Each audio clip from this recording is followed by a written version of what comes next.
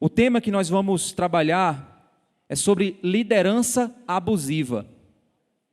Existem alguns pontos que a gente precisa ter cuidado. Primeiramente, a gente precisa ter muito cuidado com aquilo que, dentro do aconselhamento bíblico, nós chamamos de fenômeno da psicologização do ser humano. O que é isso? A psicologização, na realidade, é a tentativa de explicar determinados fenômenos comportamentais. E ao tentar explicar determinados fenômenos comportamentais, você acaba criando rótulos. E esses rótulos de significado, eles passam a ser usados pela cultura, e com o passar do tempo é muito natural que esses rótulos também assumam um outro significado, que não foi o significado inicial. Por exemplo, quando a gente fala sobre cultura tóxica, é um termo que faz com que as pessoas assumam determinados pressupostos, determinados pensamentos acerca de um assunto. E a gente precisa ter cuidado, por quê? Porque quando nós assumimos determinados termos técnicos, a gente precisa ter ciência de que os termos técnicos carregam toda uma cosmovisão, uma visão de mundo por trás dele. E a gente precisa ser cauteloso, porque nem sempre a visão de mundo proposto pelos homens, pelos seres humanos em suas ciências, condizem com a proposta bíblica. E em sua maioria não condizem. E nós sabemos por quê. Porque existe aquilo que a Bíblia chama de espírito do anticristo nesse mundo. E a gente precisa ser muito cauteloso com relação a isso. Quando a gente fala sobre liderança abusiva, a gente também precisa ter o mesmo cuidado. Por quê? Porque nós estamos lidando com alguns dilemas geracionais. Como, por exemplo, essa geração mais jovem tem sido uma geração criada sem limites. Porque alguns pensamentos psicológicos, algumas psicologias, têm feito com que as pessoas achem que se você propor determinados limites ao seu filho, você estará inserindo traumas na criança. E é exatamente o que a Bíblia diz exatamente o oposto. Que a criança que não tem limite vai envergonhar os seus pais. Existem até linhas que dizem que a gente tem que ter uma educação que não diga não, mas que seja uma educação assim como se fosse positiva. No lugar de dizer não, proponha um caminho positivo. E aí você vai ter uma série de fatores, de pensamentos sociológicos, filosóficos, psicológicos, que vão propor uma série de alternativas e a gente precisa ter muito cuidado com elas. Quando então você chega a uma geração que não tem limites, qualquer tipo de limite imposto a uma geração passa a ser considerado nessa geração como opressivo, abusivo. E aí a gente precisa ter cuidado. Por quê? Porque os limites são necessários para uma vida em sociedade. Os limites são necessários para uma saúde física do ser humano, mental, espiritual. A lei do Senhor não é algo a aprisionar pessoas. A lei do Senhor é algo para nos proteger da maldade, para nos proteger da perversidade e para nos fazer caminhar em caminhos melhores. Então, de um lado, nós temos uma geração que agora considera tudo abusivo. E aí a gente precisa ter cuidado com isso, com esses conceitos. Do outro lado, nós temos uma geração extremamente egocêntrica, ególatra, vaidosa, e que acha que o mundo gira em torno de si. E quando essas pessoas que têm esse comportamento egocêntrico, vaidoso, assumem posições de liderança, elas tornam-se naturalmente líderes que abusam de sua autoridade. Então a gente tem um problema. E esse problema vai se intensificar cada vez mais, porque nós estamos com pessoas cada vez mais egoístas, egocêntricas, vaidosas e sem limites. De um lado, aqueles que lideram querem impor os limites que eles acham que deve ser. De outro lado, os que são liderados não querem limites algum. E aí, vai aquela frase lá de um dos filmes brasileiros, né, baseados numa obra do Ariano. Eu estou doido para matar, aí o caba dizia, eu estou doido para morrer, dá certinho. E aí a confusão está feita. Esse fenômeno tem produzido também um outro efeito, que uma das palestras que eu trouxe na igreja que eu fui, eu também falei sobre isso, que é o fenômeno do desigrejamento. Pessoas que não querem mais assumir nenhum tipo de compromisso com uma comunidade e se comportam sem compromisso algum. E isso é um fenômeno também que é consequência tanto de abusos de liderança, líderes abusivos, como também é uma consequência de pessoas que não querem mais se submeter com nenhum tipo de compromisso, a não ser com o seu próprio umbigo. E aí a gente tem um outro fenômeno, o fenômeno do desigrejamento. Ok? Para a gente poder começar a pensar sobre a liderança abusiva, é interessante nós entendermos que o fenômeno do abuso de liderança, de alguém que abusa de sua posição, não é algo apenas contido na igreja no sentido ministerial, mas também é algo que pode ser identificado nas famílias, nos casamentos abusivos. Podemos também identificar isso através de chefes abusivos no trabalho. Podemos identificar também pessoas que ultrapassam a sua função de liderança e passam então a praticar um tipo de abuso moral. Agora, todos os abusos que eu estou me propondo a apresentar aqui não se aproximam do abuso sexual. É uma outra linha de abuso, certo? Então, não estou me propondo a trabalhar esse conceito aqui, mas sim o conceito de uma liderança abusiva, ok? Vamos abrir nossas Bíblias lá em Juízes, capítulo 9. E vamos ver uma história que vai nos ajudar a traçar uma linha de reflexão sobre esse tema, o tema do abuso, da liderança abusiva.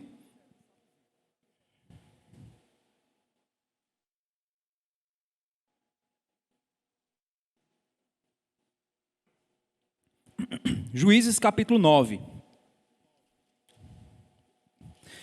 O que nós temos aqui, no período de Juízes, como vocês já me viram falar algumas vezes, nós temos um Israel em uma condição de corrupção muito intensa. E eles flutuavam de líderes que os ajudavam a avançar e de comportamentos que os faziam regredir como nação e se tornar ainda mais imoral. Nesse caso especificamente, nós temos, logo após a liderança de Gideão, que foi um juiz levantado por Deus para ajudar Israel, para liderar Israel contra uma nação que estava oprimindo Israel. Após a morte de Gideão, os seus filhos então passaram a assumir uma posição de liderança sobre a nação. E é nesse contexto que nós vamos ver aqui o que vai acontecer. O capítulo 9 de Juízes, verso 1, diz assim: Abimeleque, filho de Jerubaal. Jerubaal é um outro nome dado a Gideão. Então ele era conhecido como Gideão, mas também era conhecido como Jerubaal. O Abimeleque, filho de Jerubaal, foi a Siquém, que era uma região ali de Israel. Como se fosse Israel é um país, é como se fosse um estado de Israel. Aos parentes de sua mãe, e falou com eles e com toda a geração da casa de seu avô materno, dizendo: Abimeleque, então, vai à sua terra, reúne sua família, e aí quando a gente diz reunir sua família, não é como a gente reúne no fim do ano, né? 10, 20, 30 pessoas, não, era muita gente. Então ele foi, reuniu aquele amontoado de gente, e o texto então continua dizendo: peço-lhes que perguntem a todos os cidadãos de Siquém, isso Abimeleque falando, o que é melhor para vocês, que 70 homens, todos os filhos de Jerubaal, dominem sobre vocês, ou que vocês sejam dominados apenas por um?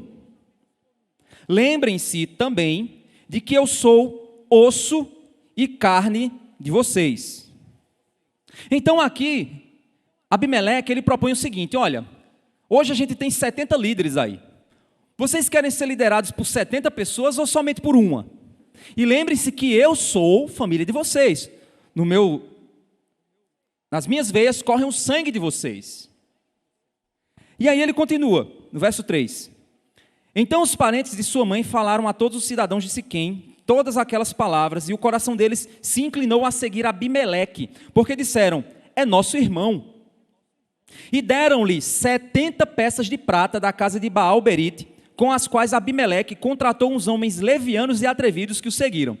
Ou seja, eles financiaram um plano de golpe. Está em voga essa frase, né? Essa palavra. Um plano de golpe, tá vendo?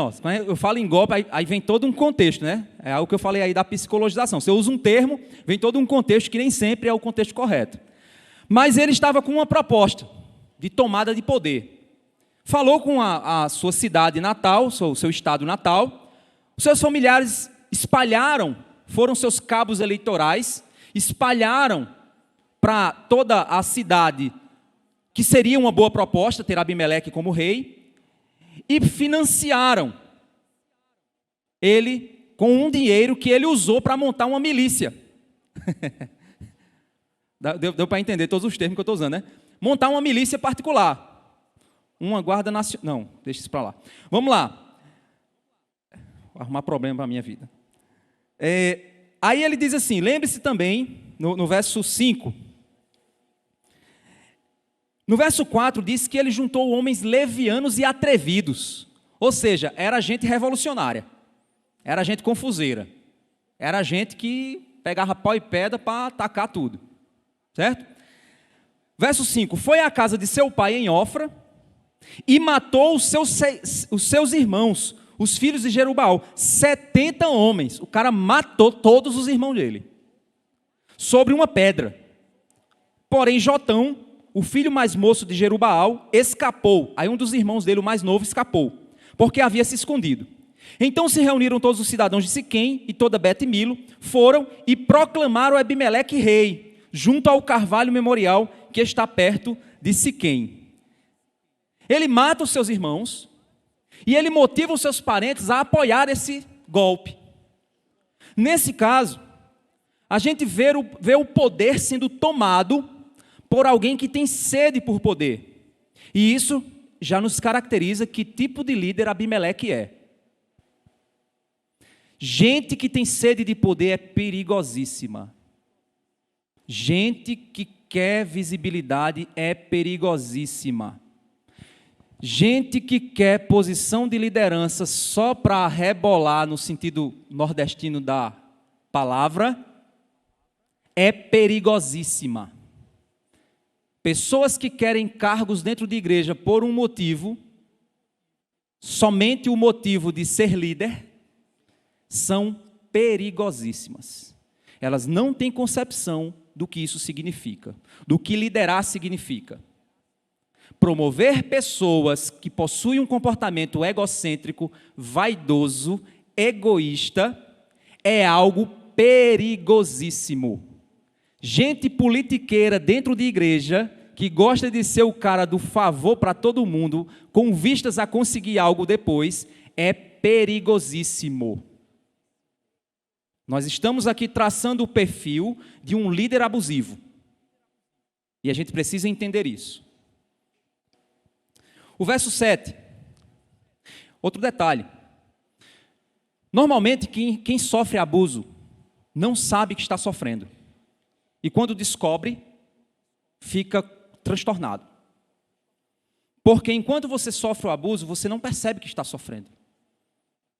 Você acha que você é o culpado do problema. Porque a liderança abusiva, ela ajuda com uma mão para cobrar com outra. Eu sei que é complicado o que eu vou dizer, mas os membros antigos da igreja, guardem nos seus corações os comportamentos que alguns de nós passamos no passado. E identifiquem exatamente essas questões. Ajudas financeiras a pessoas para comprar o silêncio. Ajuda financeira a pessoas para comprar o amor dessas pessoas. propostas de valorização daqueles que não deveriam ser valorizados, porque são perigosos. Porque se tinha um quê de fazer uso daquela pessoa para um benefício particular. Estou falando uma coisa complicada aqui, né, para vocês. Eu sei que é difícil a gente olhar para trás. Mas é importante a gente pensar. Porque se nós não aprendemos com a história pode se repetir. E uma das vantagens de Deus nos dar a história para estudar é que a gente possa aprender com ela. A Bíblia são histórias, e a gente aprende com as histórias da Bíblia. Então, que Deus nos conceda graça de aprendermos. Ok? Então, no verso 7, nós vemos o seguinte: quando soube disto, Jotão foi e se pôs no alto do monte Gerizim, e em alta voz gritou dizendo: cidadãos de Siquém. Jotão foi o que fugiu, certo? Foi o irmão mais novo que fugiu. Ele foi para o alto de uma montanha, lá na cidade onde ocorreu o golpe, e aí ele grita para todo mundo: cidadãos de Siquém, escutem o que vou dizer, e Deus escutará vocês. Jotão se coloca em risco. Imagina, os 70 irmãos dele foram mortos. Existia uma milícia particular do camarada lá que deu o golpe. Toda a nação estava apoiando o cara. E aí esse rapaz corajoso se põe no alto de uma montanha e grita para o povo: ei, vou dar um recado para vocês, Israel. Ele vai contar uma parábola. E o objetivo da parábola é ilustrar conceitos. E esses conceitos iriam ajudar Israel a entender para onde Israel estava caminhando e que ela precisava abrir o olho. Ele vai agora falar daquilo que eu chamo de senso de vocação. Senso de vocação ao serviço. Não senso de vocação a ser visto. Líderes abusivos adoram o ser visto e não o serviço. O verso 8, ele diz assim, do verso 8 ao 13: certa vez, as árvores foram ungir para si um rei. Aí eu já vou dando a interpretação para vocês, certo? As árvores são o povo. Certa vez o povo foi ungir um rei para si. Foram escolher um rei. Então as árvores foram ungir um rei para si. Disseram à oliveira, chamaram uma árvore, a oliveira, e disseram a ela: reine sobre nós, oliveira. Porém, a oliveira lhe respondeu: deixaria eu o meu óleo, apreciado por Deus e pelos homens, para dominar sobre as árvores? Ou seja, a oliveira, ela entendia que Deus havia dado a ela uma vocação, a vocação de produzir óleo. O chamado da oliveira era produzir óleo, óleo que agradava a Deus e agradava aos homens. E aí a oliveira disse: deixaria eu a vocação para a qual eu fui chamada, para reinar sobre outras árvores? É claro que é uma pergunta retórica. A resposta dela aqui é: não, não quero isso. Continuarei com a minha vocação, a vocação de produzir óleo e abençoar as pessoas com o meu óleo. O verso 10 diz assim: então as árvores disseram à figueira: venha você e reine sobre nós. Chegaram agora para a figueira. Porém a figueira lhe respondeu: deixaria eu a minha doçura, o meu bom fruto, para dominar sobre as árvores? A vocação da figueira era produzir frutos doces para alimentar os homens.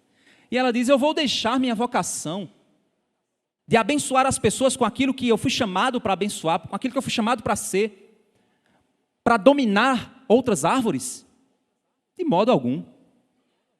O verso 12: então as árvores disseram à videira: venha você e reine sobre nós. Porém a videira lhe respondeu: deixaria eu o meu vinho, que agrada a Deus e aos homens, para dominar sobre as árvores? A videira também disse: não, eu não vou deixar minha vocação para assumir uma posição que eu não fui vocacionado para ela. Então, todas as árvores disseram ao espinheiro, foram para o espinheiro: venha você e reine sobre nós. E o espinheiro respondeu às árvores: se é verdade que querem me ungir rei sobre vocês, venham e se refugiem debaixo da minha sombra. Mas se não quiserem se refugiar debaixo da minha sombra, quando eu reinar sobre vocês, que do espinheiro saia fogo e consuma os cedros do Líbano. Ou seja, se não for, eu mato tudinho. Pesado isso, né? O que é que a gente vê aqui, irmãos? Nós vemos árvores com um forte senso de vocação, aquilo que foram chamadas para ser, e que elas se colocam dentro da esfera que Deus destinou elas a realizar, com os dons e talentos que Deus as deu. E elas rejeitam, repetindo a frase várias vezes, a mesma frase é repetida no texto: deixaria eu, tararã, tararã, tararã, para dominar sobre as árvores? Elas parecem não desejar deixar sua vocação de servir para disputar uma busca por poder, controle ou glória sobre as outras. Elas não querem, não, poder, glória, controle, domínio, não quero isso não. O meu dom é outro, minha vocação é outra, meu chamado é outro. E aí, no verso 14 e 15, o que nós vemos? Nós vemos o espinheiro respondendo de uma forma que nos mostra que o objetivo do espinheiro é o poder. O objetivo é poder. Vamos entender. É importante a gente descrever, a gente perceber alguns desses pontos descritos por Jotão sobre o tipo de liderança que esse espinheiro se propõe. A gente vai ver frase por frase e vamos entender o que significa aquilo que Jotão está querendo dizer, qual é o recado que ele está querendo dar para Israel. Primeiro, ele diz: se é verdade que querem me ungir rei sobre vocês, ou seja, se é verdade que a vontade de vocês é essa, já que vocês insistem, já que vocês estão percebendo isso, é vontade de vocês, é? Já que é vontade de vocês, se é o que vocês querem, me ungir rei sobre vocês, dá a entender que ele está dizendo o quê? Eu sou desejado por vocês, eu sou especial aos olhos de vocês, não é vocês que estão dizendo isso? Eu estava aqui, mas já que você insiste, já que vocês pensam que eu sou o ungido de Deus, essa frase é terrível. Esse negócio de não mexa no ungido de Deus, isso é frase de pastor abusador. Frase de liderança abusiva.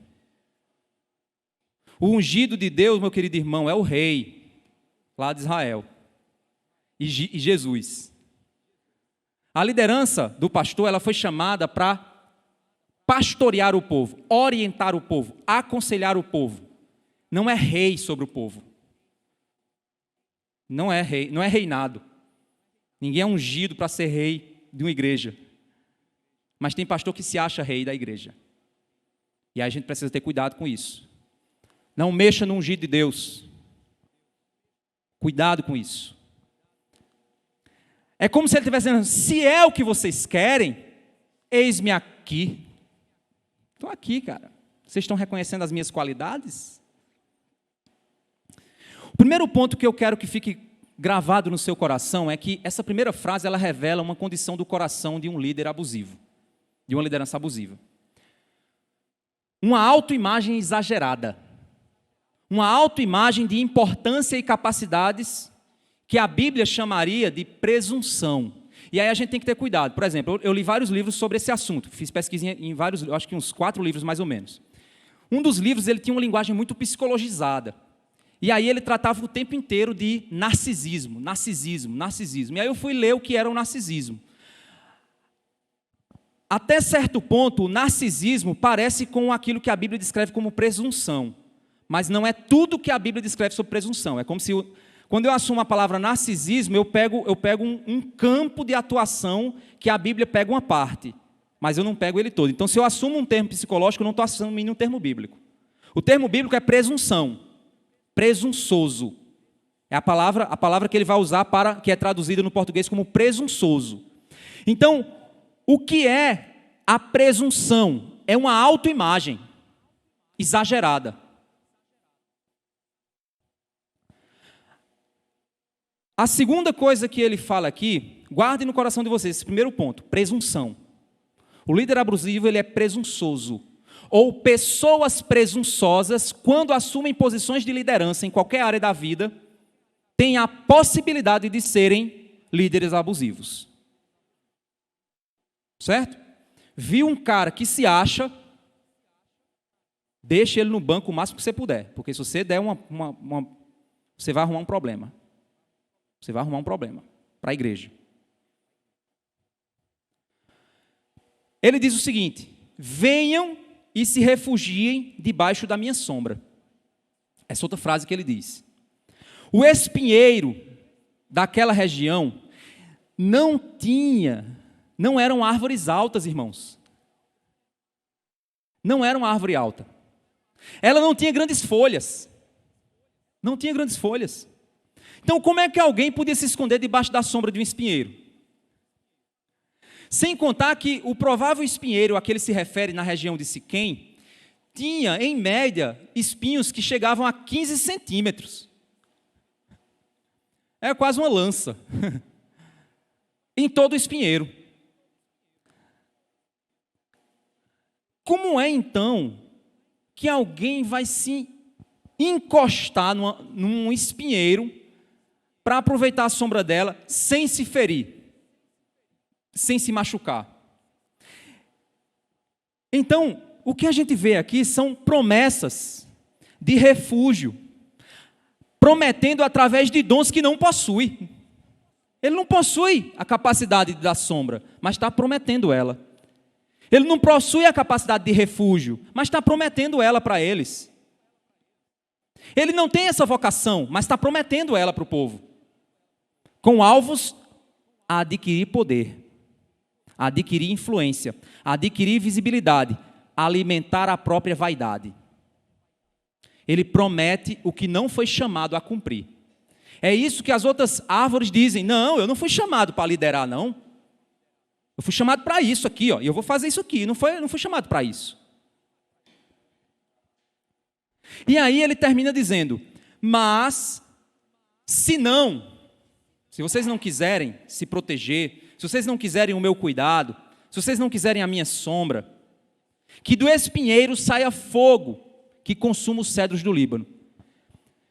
Meus irmãos, o cedro, é interessante que ele chama, no início ele fala sobre as árvores. Aqui no começo ele chama de, certa vez, as árvores. Mas no final, a promessa é de destruir os cedros do Líbano. O cedro do Líbano era conhecida como a madeira mais resistente e forte e durável daquela região. Eram feitos castelos usando ela. O templo de Israel foi feito com ela. Então os cedros do Líbano eram fortíssimos. Queimar cedro era algo muito difícil. Mas ele está prometendo aqui que dos espinhos, os espinhos são tão mortais, que dos espinhos sai fogo. Um fogo tão poderoso que destrói até os cedros. Se vocês não me obedecerem, vai sair fogo e vai consumir. Até o cedro do Líbano. É o fogo poderoso, viu? Esse espinheiro deveria ser obedecido para oferecer proteção e conforto, coisa que ele não ia conseguir. E quem obedecesse a ele ia se ferir. E tinha que ficar ferido. Porque se ousasse sair da sombra que não existia, ia ser consumido por fogo tão poderoso que o cedro do Líbano não resiste. Olha a proposta que esse cara está fazendo ao povo. Imagina. E o povo ainda aplaude, né? É isso mesmo, parece até o Brasil, né? A gente que é mesmo. Alguém que oferece segurança e conforto, mas exige obediência absoluta. E se for contrariado, vai produzir destruição para aqueles que não se submeterem às suas condições. Exige obediência absoluta para cuidar. E usa o medo como ferramenta de controle. E aí, do verso 16 ao 21, Jotão ele vai usar um pouco de ironia para dar a palavra final dele. Ele diz assim, 16. Jotão continuou. E agora, se vocês agiram de boa fé e com sinceridade, proclamando Abimeleque como rei, se vocês fizeram o que é correto em relação a Jerubaal e a sua casa, e se o trataram segundo ele merecia pelo que fez, porque o meu pai lutou por vocês, arriscou a vida e os livrou da mão dos midianitas. Mas hoje vocês se levantaram contra a casa do meu pai, mataram os filhos dele, 70 homens sobre uma pedra. E a Abimeleque, filho da escrava dele, vocês puseram como rei sobre os cidadãos de Siquém, porque é irmão de vocês. Olha só, vocês promoveram o filho de uma escrava, só porque era irmão de vocês. O caminho para a liderança abusiva é você promover uma pessoa só porque você acha que ela é da sua família. Você não olha para ela de modo objetivo. Você não olha e diz assim, esse cara é um líder, fiel ao Senhor e tal. Ah, ok. Não, esse cara é o meu amigo. É da minha família. E igrejas dominadas por famílias têm uma tendência fortíssima a se tornarem espaços de abuso espiritual. Porque as pessoas acobertam umas às outras por causa da família. Isso é terrível. Quando a gente, muitas vezes, irmãos, eu acabo sendo chato com isso e combato a formação de panelinhas dentro da igreja. Vocês sabem que eu falo e comento e chamo a atenção. Ter afinidade é bom, ter amizade é bom, mas gente emendada o tempo todo é um caminho para coisa ruim no futuro. Por quê? Porque você começa a cauterizar sua consciência de evangelho. Você fica tão amigo daquela pessoa que se aquela pessoa estiver em pecado, você não ousa pronunciar nada contra ela para não perder a amizade. E vai o pastor ou alguma liderança disciplinar a pessoa. Aí junta aquele grupo lá para defender o cara que está errado. E aí o evangelho foi para as cucuia. Ninguém quer saber de evangelho, só quer saber das amizades. Ter afinidade é bom, é maravilhoso. Visitar uns aos outros é maravilhoso. A igreja que se une de casa em casa é maravilhoso, é mover de Deus. Mas não torne a sua amizade como uma unidade mais forte do que a unidade da igreja. Não faça isso, senão você está indo contra o evangelho. Você está indo contra o mover de Deus. Você está indo contra o propósito que o evangelho tem de unir a todos. O evangelho une a todos. O evangelho não une por afinidade, não. Une pelo sangue de Cristo. Então nós nos unimos na igreja com pessoas distintas de nós. A afinidade é uma coisa. Você tem afinidade com pessoas da mesma idade, é natural. Pessoas da mesma cultura, é natural. Do mesmo status social, é natural. Mas no que diz respeito à igreja de Cristo, o que nos une é o sangue do Cordeiro. Não são as amizades. Então, eles promoveram a família, porque era sangue. Apoiaram o assassinato de 70 pessoas e promoveram o cara por causa da amizade. E Abimeleque está dizendo, vocês mataram os filhos de um homem que lutou por vocês, pôs a vida dele em risco por vocês. E vocês fizeram o quê com a casa dele? Mataram. E promoveram quem? O filho de uma escrava. Que provavelmente era um camarada, que é um camarada pilantra, né? Pelo que a gente está vendo. Foi isso que vocês fizeram. E aí ele diz assim, verso 19. Se vocês agiram de boa fé e com sinceridade para com Jerubaal e a sua casa, então alegrem-se com Abimeleque e que ele também se alegre com vocês. Ou seja, se vocês fizeram coisa direita, então que Abimeleque, que vocês sejam felizes. O recado que ele está dando no final é, se vocês fizeram a coisa certa, sejam felizes. Mas é claro, ele está sendo irônico aqui, é claro que eles não fizeram. Eu acho que ele ainda deu o recado, deu um beijinho no ombro assim e foi embora. Valeu, dei o recado, vou embora. Aqui ele então, ele diz no verso 20: mas se este não for o caso, que saia fogo de Abimeleque e consuma os cidadãos de Siquém e Bet-Milo, e que saia fogo dos cidadãos de Bet-Milo e consuma Abimeleque. Ou seja, que vocês se destruam, que vocês se acabem. Depois disso, Jotão fugiu e foi para Beer, onde ficou morando, porque estava com medo de seu irmão Abimeleque. A partir desse texto, irmãos, nós podemos encontrar 3 coisas que podem apontar um relacionamento abusivo por parte de quem lidera para com os liderados. E isso, como eu falei para vocês, pode existir em qualquer contexto, não é só o contexto de pastor, não. Dentro da igreja, você pode ter lideranças de ministério que são abusivas. Você quer identificar uma liderança abusiva no ministério, ou possivelmente abusiva? Tente sair do ministério da pessoa. O cara vai ficar fazendo você se sentir um lixo, porque você saiu do ministério dele. Parece que você está jogando pedra na cruz porque saiu do ministério da pessoa. Como se aquilo fosse o pecado mais terrível do mundo. Existe responsabilidade em um ministério? Existe. Quando uma pessoa sai, vai prejudicar o ministério? Vai, gente, é óbvio. Mas existe uma boa razão para isso? Sim, existe. Mas alguém é obrigado a ficar em um ministério? Não. Essa pessoa vai ter um prejuízo espiritual ao sair? Sim. É claro que vai ter. Mas a liderança que faz você achar que o pecado de sair do ministério, que o ministério é sair de um ministério, de um departamento, é um pecado equivalente ao adultério, a provocar divisão na igreja, isso aí é um ponto a se pensar. Então não é somente a liderança maior da igreja, no sentido humano de falar. Os negócios também, empresas, pais e filhos, pais que excedem sua liderança sobre os filhos, cometem um abuso de autoridade sobre os filhos. Também. Casamento, maridos que se excedem na sua liderança. A partir da leitura de alguns livros, da minha pesquisa, tanto para o mestrado quanto as palestras que eu ministrei, eu cheguei na mesma conclusão que os autores. Só para citar alguns desses livros, que seria interessante para você, que você quiser depois adquirir e ler, uma igreja chamada Tov, da Mundo Cristão. Tem alguns detalhes nela que você tem que ter cuidado ao ler. Tem algumas coisas que são... Mas assim, 95% do livro é maravilhoso. Tem uns 5% lá que você tem que ter um certo cuidado. Desmascarando o Abuso, da editora Fiel, que é muito bom, é mais voltado para casais, né, para lidar com ambientes abusivos no casamento. É um livro muito bom, muito bíblico. Recomendo 100% dele.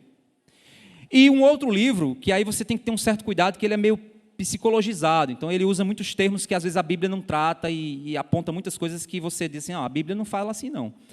É Abuso Espiritual, de um cara chamado Alcione Emery, que é um pastor, da editora Jocum, Brasil. 3 livros que você pode depois, né, perdeu o que eu falei aqui, vai lá no vídeo e vê.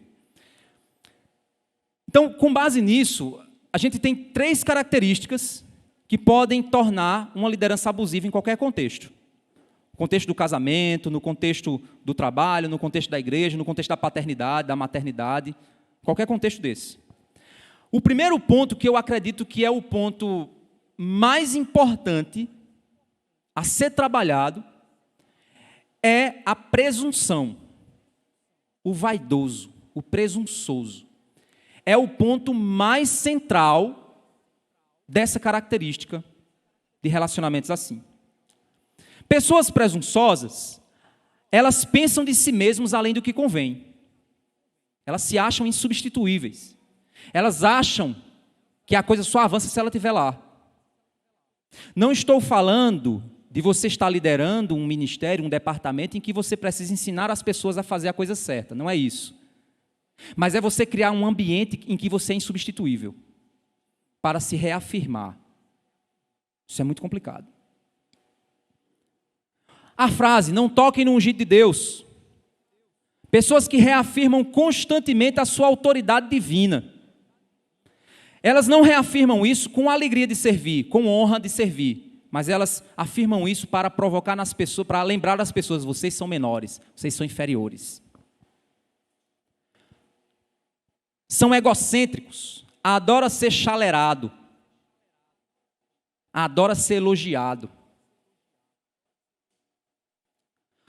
Pessoas que pensam assim, tudo tem a ver comigo, elas acreditam nisso, em minha posição especial. Sou o pastor dessa igreja. Eu sou o líder do ministério, sou o diácono, sou o presbítero. Eu sou o altar, sou o líder do louvor. Eu sou o baterista dessa igreja. A gente combateu o estrelismo em louvor aqui na igreja, nesses anos, nesses 7 anos, a gente vem sempre combatendo. Vamos continuar combatendo. Não queremos estrelas aqui em cima. Estrela tem que estar no céu. Vai para o céu, estrela, brilhar lá. Aqui em cima tem que estar pessoas que conduzem a igreja a liderar. Lideram a igreja no louvor, na adoração a quem é a estrela, Cristo.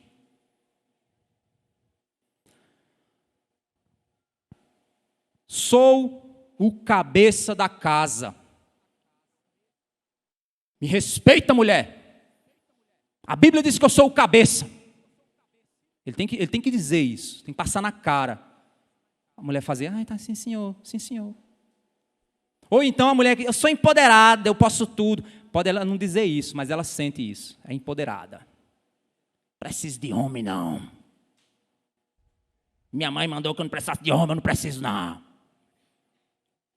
Aí essa mulher assim em casa, pobre do marido, é amordaçado. Fica lá com medo. Falar alguma coisa já era. Vai dormir na sala.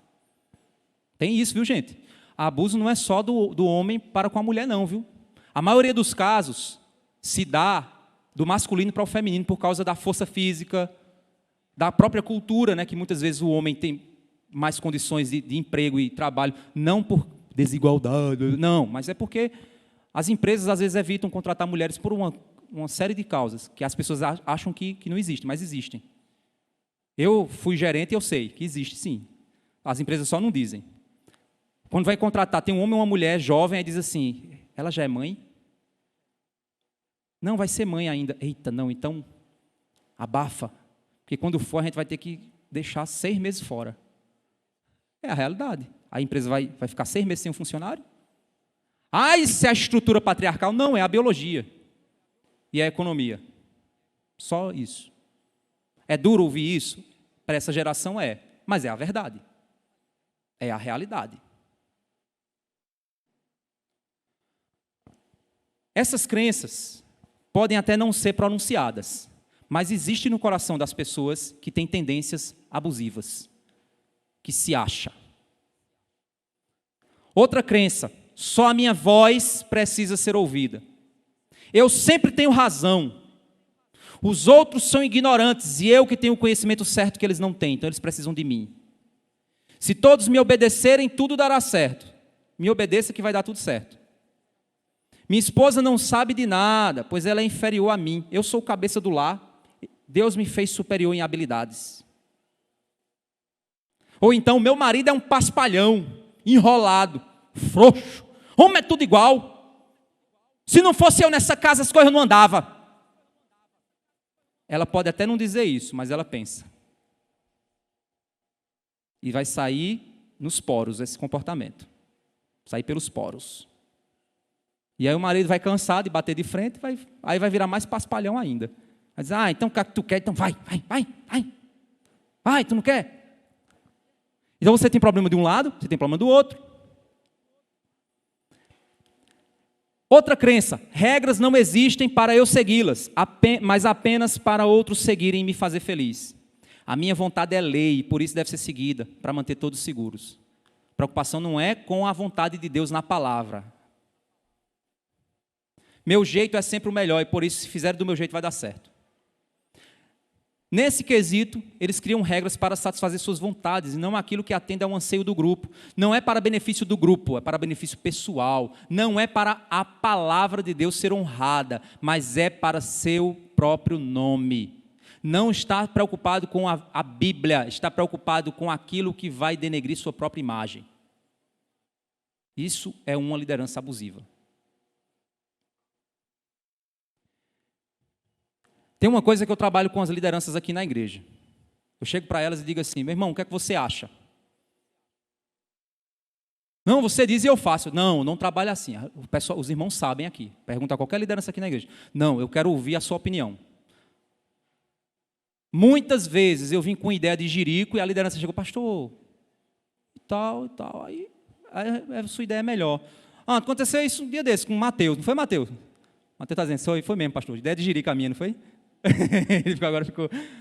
Mas eu cheguei com ideia lá, não, Mateus, pode fazer assim. Ele foi, pastor, não seria melhor assim, não? Aí eu olhei assim, aí cresceu 2 orelhas de burro em mim, eu disse, é mesmo, Mateus, tem razão. Estava ele, estava Kleber, eu disse, tem razão, meu irmão. É assim mesmo, a gente tem que trabalhar com boas ideias. Pronto, qual é o problema? Me diminuiu em que isso? Pelo contrário, a igreja ganhou. Boas ideias fazem a igreja crescer, avançar. Esse é o alvo. Não é a pessoa que é o alvo, mas é o reino de Deus. Isso é o objetivo.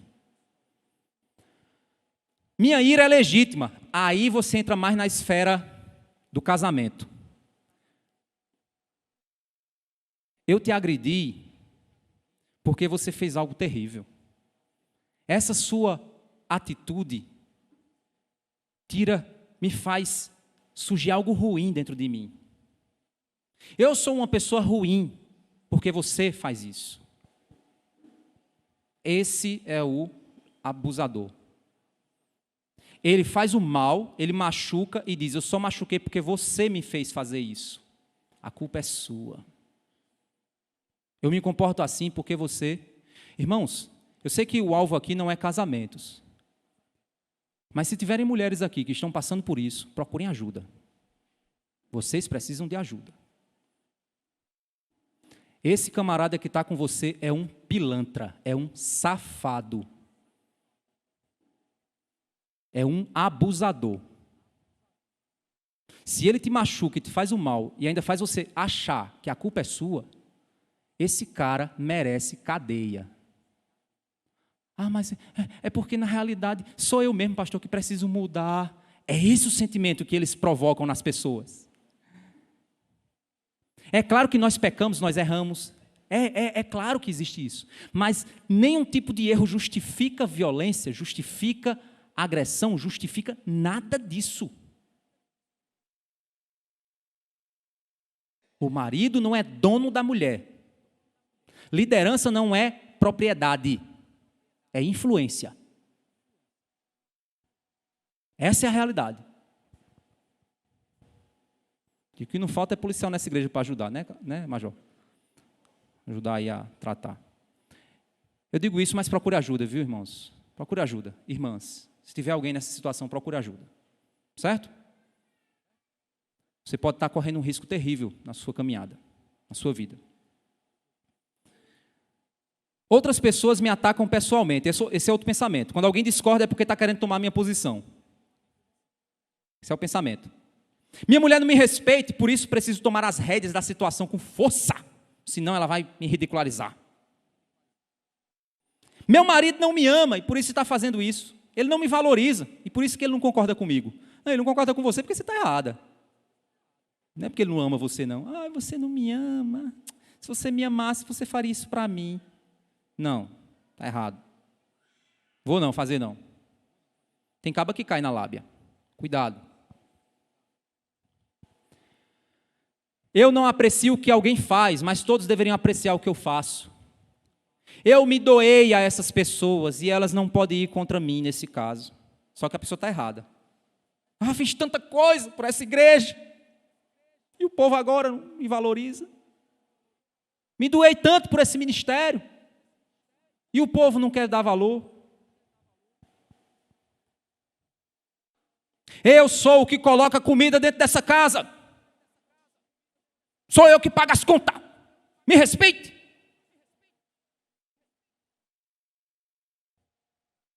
Eu sempre sou uma mulher tão boa. Por que eu não sou valorizada? Eles deveriam me valorizar. É assim. O maior problema, irmãos, é que cargos de influência naturais, como, por exemplo, pastores e líderes na igreja, é que muitas vezes pessoas presunçosas, elas têm vontade de estar ali. Homem presunçoso adora quando o pastor fala sobre liderança masculina. Quando fala sobre submissão feminina. É isso mesmo. Eu já vi namorado cobrando da namorada submissão. Aí eu disse, ei meu velho, te liga. Oxi, ela é submissa aos pais dela, não é a tu não. Não, mas é porque nós não estamos preparando para o casamento. Eu digo, Aí, vai, se liga aí nesse rapazinho aí que vai dar trabalho a você, viu? Abre o olho. Porque se o cara no namoro já está exigindo obediência, olha só. Obediência, não era nem... Era obediência. Venha com essa onda, eu digo assim, pô, me obedeça, meu filho. Da porta da rua, você ventia, me obedeça agora. Vai embora. A não ser que queira, ai, meu pai, eu amo tanto ele. Paulo, ele fala isso com relação a não permitir a liderança para novos convertidos. 1 Timóteo capítulo 3, verso 6, diz assim, que o bispo não seja recém-convertido, para não acontecer que fique cheio de orgulho e incorra na condenação do diabo. Paulo reconhece que a posição de liderança é uma posição perigosa para a gente vaidosa. Eu, particularmente, como pastor, avaliando jovens, avaliando pessoas para posições de liderança, que é minha responsabilidade isso, a primeira coisa que eu olho é se o cara é vaidoso. Ser vaidoso, a maioria das pessoas são. São. Não sei onde é que eu conjuguei essa palavra. A maioria das pessoas são vaidosas. O problema é quando essa vaidade domina o coração dela. Ter consciência da vaidade é importante para você lutar contra ela. Eu sou uma pessoa vaidosa, viu, gente? Apesar dos cabelos já fui muito vaidoso com a aparência, hoje não sou mais. Bucho crescendo, aí você vai perdendo a vaidade. Mas eu tenho consciência do meu pecado. E aí eu luto contra ela. Quando alguém chega me elogiando, obrigado, irmão, louvado seja o Senhor. Aí depois eu vou para o meu interior, Senhor Jesus, tira do meu coração esse elogio, tira do meu coração esse elogio. Foi o Senhor, foi o Senhor, foi o Senhor. É assim. Estou abrindo para vocês aqui uma luta do meu coração. Eu imagino que muitos aqui podem ter essa luta. O perigo é quando o cara não tem consciência disso. Vira um trator. Sai. Aí é o problema. Pastor, minha esposa é tão calada. Minha esposa é muito calada. Né? Hoje ela fala muito. Mas ela foi muito calada. No início do casamento, obviamente, hoje, meu sogro é uma pessoa maravilhosa, viu, irmãos? É uma pessoa maravilhosa. Eu gosto demais do meu sogro. E da minha sogra também. Mas quando a gente casou, existia um ambiente ruim na família. E minha esposa chegou para mim uma vez e disse assim, eu posso comer uma banana? Eu disse, minha filha, isso é nosso. Você não tem que me pedir, não. Isso é nosso. A gente novinho lá nos 19 anos, né, de idade. Eu disse, não, isso é nosso. Você não precisa me pedir isso, não. Pelo amor de Deus, eu não sou seu chefe, não. E aí a gente foi trabalhando, tal. E ela foi... Aí eu digo, por favor, fica mais em silêncio. Aí assim, a gente vai encontrando equilíbrio, né? Vai encontrando equilíbrio. A gente pode ver nessa afirmação de Paulo, então, que liderança é uma coisa complexa. Precisa se ter cuidado com isso. Dar cargo de liderança para pessoas vaidosas é jogar o cara na mão de Satanás. O texto está dizendo isso. É dar a ele uma posição em que o laço vai vir, ele vai cair. Então, para preservar, às vezes é melhor você chegar para o jovem, faz o seguinte, espera um pouquinho. Ah, mas ele não me valoriza, não vê minhas qualidades, eu sou uma pessoa de tantas qualidades. Calma. Vamos se conhecer, vamos caminhar? Calma. Estou zelando pela sua vida. Para servir na igreja, irmãos, a gente precisa ter um coração diferente. Romanos 12, do 1 ao 4, diz assim. Romanos 12, do 1 ao 4. Portanto, irmãos, pelas misericórdias de Deus, peço que ofereçam o seu corpo como sacrifício vivo, santo e agradável a Deus. Este é o culto racional de vocês. e não vivam conforme os padrões desse mundo, mas deixem que Deus os transforme pela renovação da mente, para que experimentem a boa, agradável e perfeita vontade de Deus. Porque pela graça que me foi dada, diga a cada um de vocês, não pense de si mesmo além do que convém, pelo contrário, pense com moderação, segundo a medida da fé que Deus repartiu a cada um. Porque assim como num só corpo temos muitos membros, mas nem todos os membros têm a mesma função. Aí lá no verso 9 e 10, um pouquinho mais adiante, ele diz, o amor seja sem hipocrisia, odeiem o mal, apeguem-se ao bem, amem uns aos outros com amor fraternal, quanto à honra, deem sempre preferência aos outros. Aí um pouquinho mais no verso 14 ele diz, abençoe aqueles que perseguem vocês, abençoe e não amaldiçoe, alegrem-se com os que se alegram, chorem com os que choram, tenham o mesmo modo de pensar de uns para com os outros, em vez de serem orgulhosos, sejam solidários com os humildes, não sejam sábios aos seus próprios olhos, não paguem a ninguém mal por mal, procurem fazer o bem diante de todos, se possível, no que depender de vocês, vivam em paz com todas as pessoas. Para a gente caminhar aqui, para não estender muito o horário, essa foi a primeira característica, né? A presunção. As outras duas são mais rápidas. A segunda característica que a gente viu é que ele promete o que não cumpre. Ele prometeu sombra, mas ele não pode dar sombra. Ele prometeu cuidado, mas como é que o espinheiro cuida? Furando. E aí, nessa condição, o problema básico da visão de uma liderança é quando essa liderança, ela assume uma posição que não foi Deus que deu a ela. 1 Pedro, capítulo 5, do verso 1 ao 4, diz assim, aos presbíteros, Pedro diz, que há entre vocês, eu presbítero como eles, testemunha dos sofrimentos de Cristo e ainda coparticipante da glória que há de ser revelada, peço, Pedro pede, que pastoreiem o rebanho de Deus que há entre vocês. A figura pastoral existe, irmãos. É uma liderança. Não por obrigação, não pastoreie por obrigação, mas espontaneamente, como Deus quer. Não por ganância, não é porque queira ficar rico, não, mas de boa vontade. Não como dominadores dos que lhe foram confiados, mas exemplo do rebanho. O pastor não é dono das pessoas. Ele é um conselheiro. E a vida dele tem que ser um exemplo. Sabe por quê? Aí ele continua dizendo, e quando o Supremo Pastor se manifestar, vocês receberão a coroa da glória, que nunca perde o seu brilho. Ele está dizendo, olha, pastoreiem, porque Jesus vai premiar vocês pelo seu bom pastoreio. Então, cuide do povo de Deus. Quando ele diz que não sejam dominadores, meus irmãos, a figura do líder, ele não domina. Aqui, eu não estou aqui para determinar quem pode namorar, quem não pode namorar. Não, são seus pais que fazem isso. Eu estou para aconselhar você. E, obviamente, dentro daquilo que compete às estruturas da igreja, eu estou para tomar as devidas ações e orientar a igreja às devidas ações que são bíblicas. Certa vez, eu conversando com uma determinada pessoa, a pessoa disse assim, pastor, mas por favor não discipline o meu filho. Aí eu disse, não, meu irmão, eu não disciplino ninguém não. A igreja é quem disciplina, não sou eu não tenho essa autoridade não. A gente tenta recuperar, tenta tratar, tenta fazer a coisa da melhor forma para recuperar a pessoa, porque a gente sabe que aquele caminho que a pessoa está indo vai dar errado, porque a Bíblia diz que vai dar. Então a gente faz de tudo, demora meses. Tem processos de disciplina que duram 10 meses, duram 1 ano, gente, de luta. Eu e os diáconos lutando pela alma da pessoa por quase 1 ano. Ouvindo não, ouvindo desprezo, ouvindo descaso. É assim, gente. E a gente vai e tenta todas as alternativas. Quando não dá mais, a gente diz, gente, essa pessoa não quer. Aí é o momento da gente chegar para a igreja, tentamos de tudo. A situação é essa, o que vocês acham? Aí um irmão vai dizer assim, não, eu acho que ainda não. Aí a gente vai dizer, então você pode ir tratar? Se a pessoa disser, eu quero tratar, beleza, então vá. Não é problema nenhum, demérito nenhum.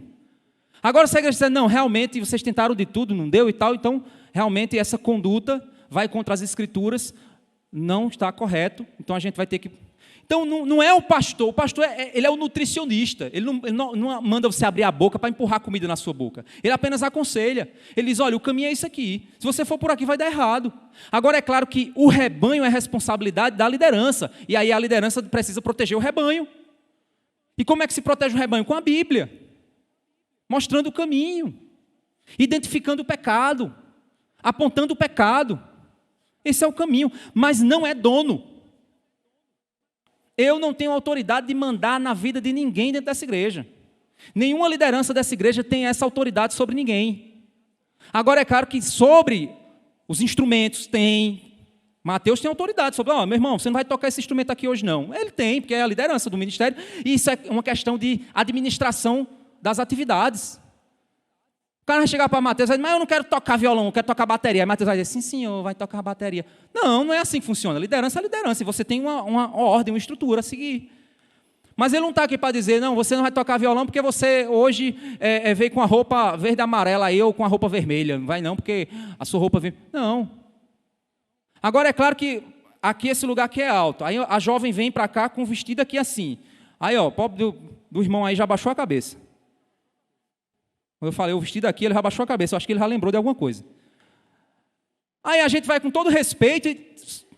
Aí vai a minha esposa, às vezes algumas meninas do louvor, a gente chama e vai lá conversar. Porque é até deselegante eu chegar lá e dizer, minha irmã, eu estou vendo seu umbigo. E não é por cima, não. Então, minha irmã, por favor. Ai, é muito legalismo nessa igreja. Não, eu quero que os irmãos se concentrem no louvor. E não nas coxas da irmã. Pelo amor de Deus, é questão de um mínimo de visão. Um mínimo de visão. Agora tem gente que não tem noção, aí você tem que dar noção a ela. E aí tem que conversar, tem que orientar. Porque a gente é uma igreja, uma comunidade, o povo não pode fazer o que quer aqui dentro, senão vira bagunça. Aí porque a liderança quer organizar, é abusivo, esse líder é abusivo. Não, meu irmão, é para não virar bagunça. Eu já ia falar com a questão da irmã Joana aqui, mas não vou falar mais não, viu, irmã? A expressão, a casa da mãe Joana, a casa da irmã é muito organizada. Louvado seja Deus por isso. Aí ia sair, porque a expressão ia sair, mas a casa da irmã é muito organizada. Mas não é assim não, irmãos. A igreja não está para ninguém fazer o que... Não, tem que ter ordem e decência. Não é isso que a Bíblia manda? Ordem e decência. Outro ponto, e aí a gente fecha com isso, é quando exige obediência e usa o medo como meio de controle. Lá na igreja que eu dei a palestra, aí um pastor chegou para mim e disse, rapaz, eu recebi uma família que o pastor disse o seguinte, o pastor da igreja deles, que ele saiu, disse, olha, meu irmão, é o seguinte, se sua família sair daqui, eu vou tirar a cobertura espiritual que eu tenho sobre vocês. Todas as noites eu oro por vocês e eu decreto a cobertura espiritual sobre a vida de vocês para que os anjos acampem e lhes protejam. E se vocês saírem dessa igreja, eu vou mandar os anjos saírem. Olha só, é uma autoridade mesmo, viu? Caba é rochedo, viu? Pelo amor de Deus. Está errado. E aí a pessoa fica com medo. Eu vou ficar, porque se eu sair, os anjos vão sair do meu redor, que diz que eles acampam, né? E o pastor disse que vai tirar. Ele não tira nem a mulher dele, pelo amor de Deus, não tira nada. Então esse tipo de coisa, esse tipo de prática, está presente em locais abusivos.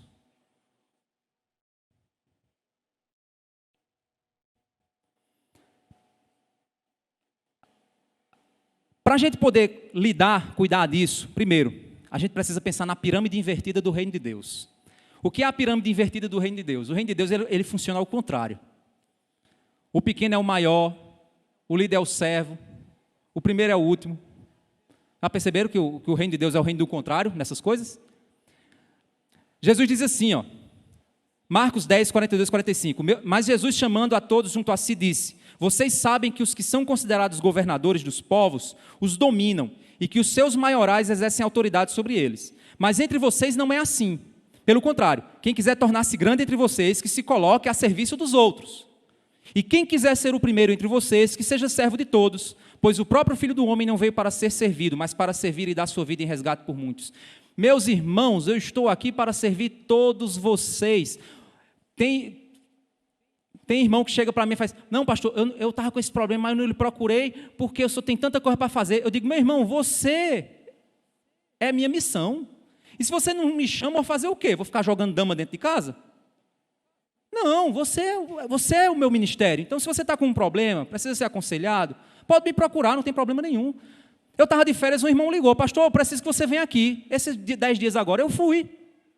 Fui lá. Preciso falar com você, pastor. Aí eu fui. Não é problema nenhum, eu não estou aqui para servir. O irmão não estava precisando.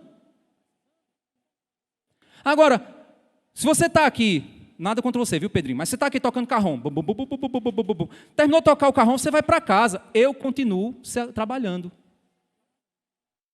Os irmãos às vezes me procuram no final do culto, eu saio às vezes aqui de 9, 10, 10 e meia. Não tem problema nenhum. Isso é liderança. Agora tem gente que quer liderança para quê? Para ficar rebolando, mostrando que, pelo amor de Deus. Às vezes eu converso com os diáconos e digo, por que tem gente que lamba uma rapadura para ser diácono? Meu amigo, se você quiser ser diácono, prepare, viu? Porque você vai, ó. Que a gente bota aqui para trabalhar. Todo mundo aqui trabalha. A gente bota para trabalhar. Então, irmãos, o reino de Deus, a liderança serve. E quem gosta de ser servido, não é líder. É nesse sentido que lá em Filipenses 2, verso 3 a 8, Jesus é o nosso modelo. Nada façais por contenda ou vanglória, mas por humildade. Cada um considere os outros superiores a si mesmo. Não atente cada um para o que é seu, mas cada qual para o que é do outro. De sorte que haja entre vós o mesmo sentimento que houve também em Cristo Jesus, que sendo em forma de Deus, não teve por usurpação ser igual a Deus, mas esvaziou-se a si mesmo, tomando a forma de servo, fazendo-se semelhante aos homens, e achado na forma de homem, humilhou-se a si mesmo, sendo obediente até a morte e morte de cruz. O que é uma liderança abusiva? É uma liderança que não serve. É uma liderança que não se doa. É uma liderança que quer dominar os outros pela força. Normalmente são pessoas presunçosas. Um homem dentro de uma casa que fica passando na cara da mulher que é o cabeça e por isso é obedecido porque é o cabeça, esse cara não lidera nada. Porque um homem que lidera a sua casa, ele é um exemplo tão poderoso dentro de sua casa que os seus filhos olham e dizem, eu quero obedecer o meu pai. Porque ele é um líder forte, ele é um homem de Deus, ele não precisa ficar passando na minha cara que ele é líder, não, ele é um homem de Deus. A mulher diz, o meu marido é um homem de Deus. Isso é o que a gente precisa como igreja. E que todos nós guardemos no nosso coração, irmãos, essas questões. Que a gente não venha ao fazer uso das lideranças que Deus nos põe no trabalho, em casa, na igreja, de modo a achar que as pessoas são nosso objeto de uso. Pelo contrário, se você quer liderar, prepare-se para servir, prepare-se para amar quem muitas vezes não vai te valorizar. É exatamente o contrário. É exatamente o contrário. Então que Deus nos capacite a sermos mais como Jesus. Aquele que se humilhou, se fez servo e morreu por nós.